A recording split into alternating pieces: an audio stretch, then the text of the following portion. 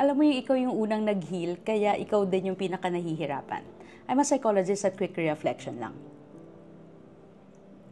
Lahat kasi ng sakit, patterns at ugali ng pamilya, ikaw ang unang humarap. At sa psychology, related ito sa intergenerational trauma at saka cycle breaking fatigue. Ikaw ang unang nagsabi na, hindi na ako mananakit, hindi ko na uulitin, dito na natatapos, no? Pero healing a family system means you feel the weight that everyone before you ignored or hindi nakayanan, no? And that's why it feels lonely, frustrating, no? Mabigat. But it's also why it's powerful. You carry what they could not, so the next generation ng pamilya mo won't have to.